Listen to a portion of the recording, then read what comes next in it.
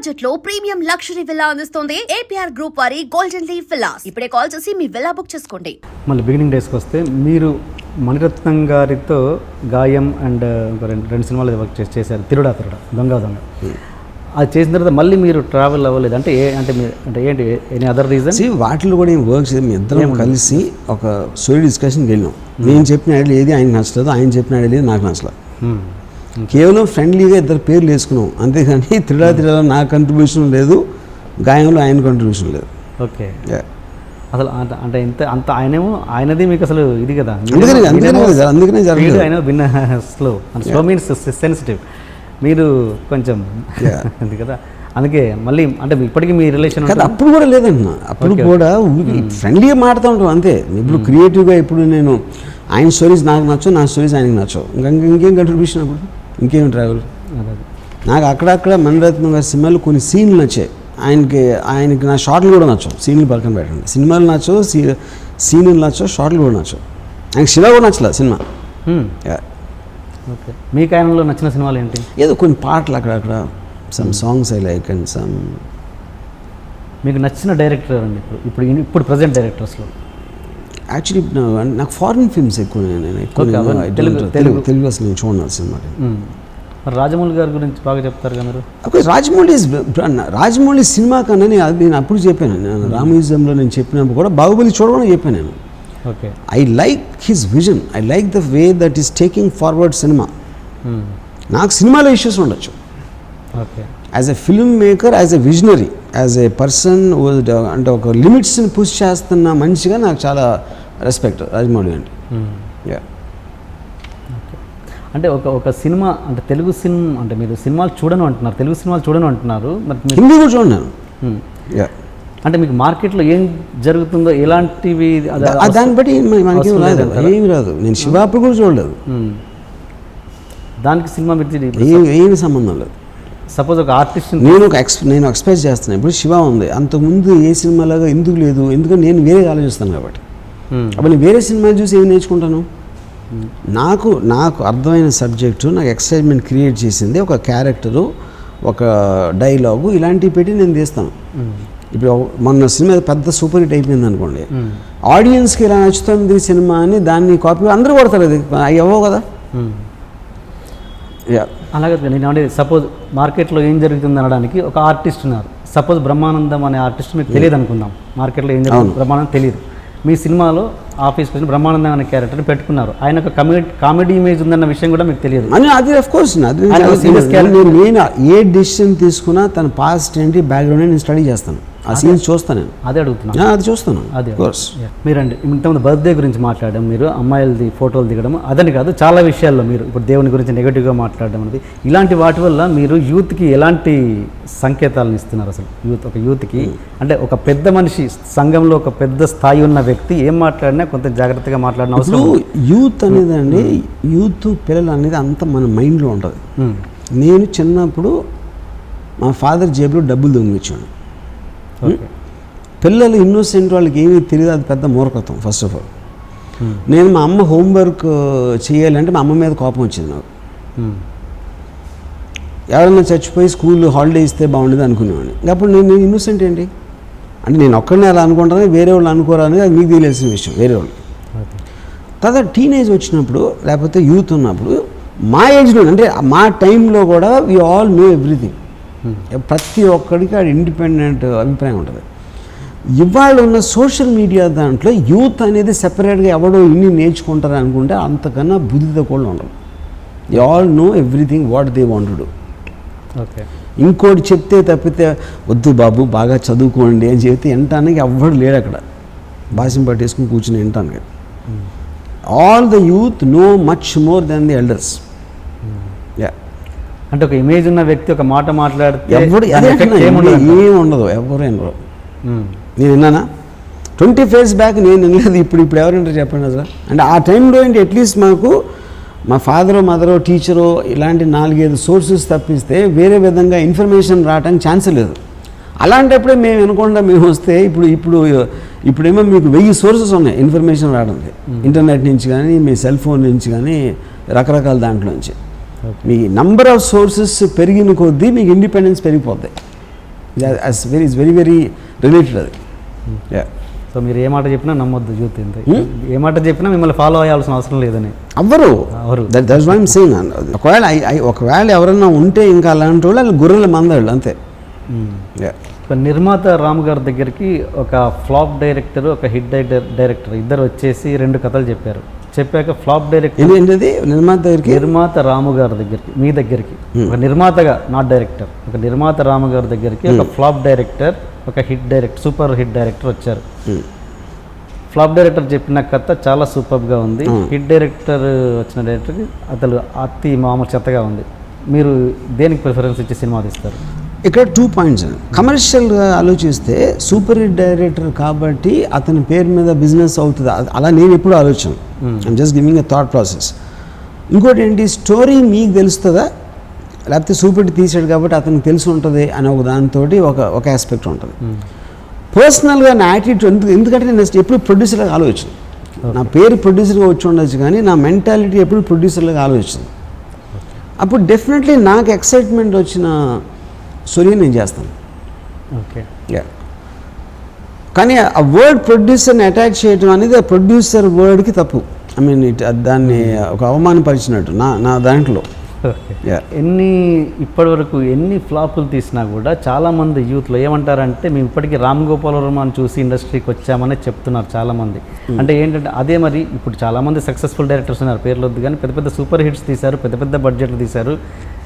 వాళ్ళు ఏమంటారంటే వాళ్ళు అసలు ఇంత సక్సెస్లు ఇచ్చినా కూడా ఆయన ఒక గాడ్గా ఉంటున్నారు ఇండస్ట్రీలో. ఏంటి మ్యాజిక్ అసలు?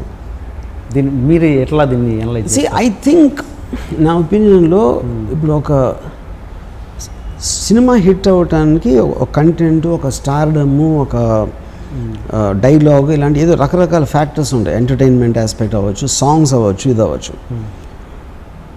కానీ ఒక సీన్ ఇట్లా తీయచ్చు, ఒక ఫ్రేమింగ్ కానీ, ఒక కంపోజిషన్ కానీ, ఒక బ్యాక్గ్రౌండ్ మ్యూజిక్ కానీ, అంటే చాలాసార్లు నాకు ఎయిర్పోర్ట్లో మామూలు ఆడియన్స్ అంటే మామూలు పబ్లిక్ సినిమాకి సంబంధించిన వాళ్ళు మీ ఫ్రేమ్స్ భలే ఉంటాయండి, అసలు టీవీలో చూడగానే మాకు మీ సినిమాని తెలిసిపోతుంది, ఒక షార్ట్ చూడగానే ఆ సినిమా మేము చూడకపోయినా మీ సినిమాని తెలిసిపోతుంది అని చెప్తూ ఉంటున్నారు.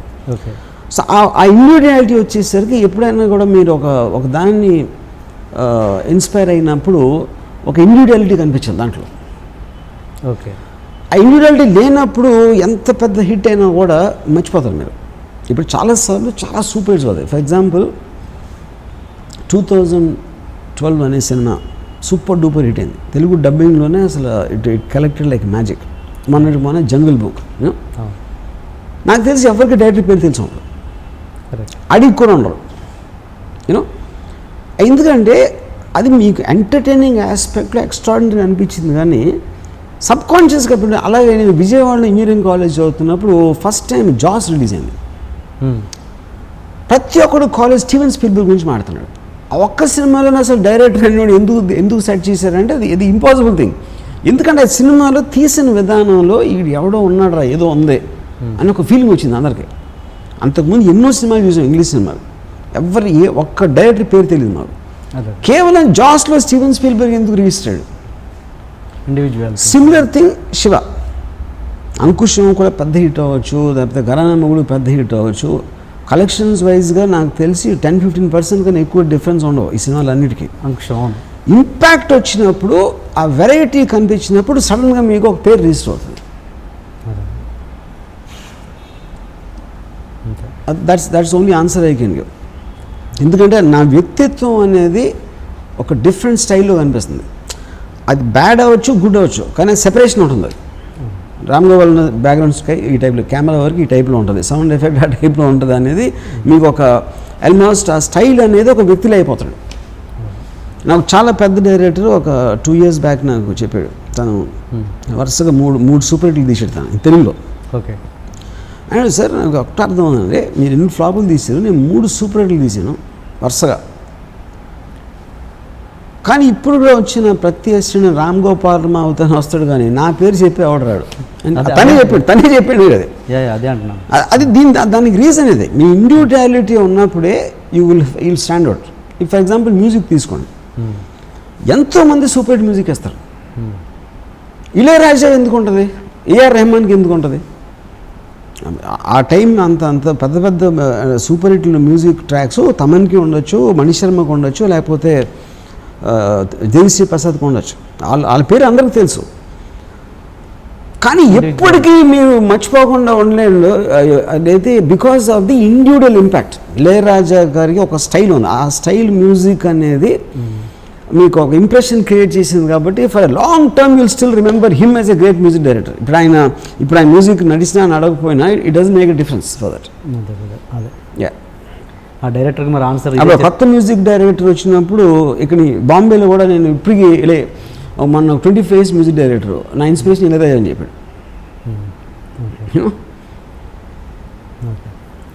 ఆ డైరెక్టర్కి మరి ఆన్సర్ చెప్పారా? ఇదే ఆన్సర్ మీరు ఇప్పుడు మీరు ఏదో పెద్ద డైరెక్టర్ అన్నారు కదా, పెద్ద డైరెక్టర్ ఇదే ఆన్సర్ చెప్పారు? నేను చెప్పలే ఆన్సర్ చెప్పలేదు. ఓకే, సరే. ఇళయరాజా గురించి వచ్చింది కాబట్టి టాపిక్, మీరు అప్పట్లో పెద్ద ఇళయరాజా గారు, రేమన్ అందరితో చేశారు. అంటే ఇప్పుడు చేయకపోవడానికి ఏంటి? చిన్న టెక్నీషియన్లు పెట్టుకోవడానికి కారణం బడ్జెట్? ఫస్ట్ ఆఫ్ ఆల్ ఒక చాలా పెద్ద మూర్ఖత్వం ఏంటంటే పెద్ద టెక్నీషియన్ తీసుకోవడానికి బడ్జెట్కి సంబంధం లేదు. ఎందుకంటే మీరు పెద్ద టెక్నీషియన్ తీసుకున్నప్పుడు ఆటోమేటిక్ కరెస్పాండింగ్గా మీకు ఆ ప్రైస్ వస్తుంది.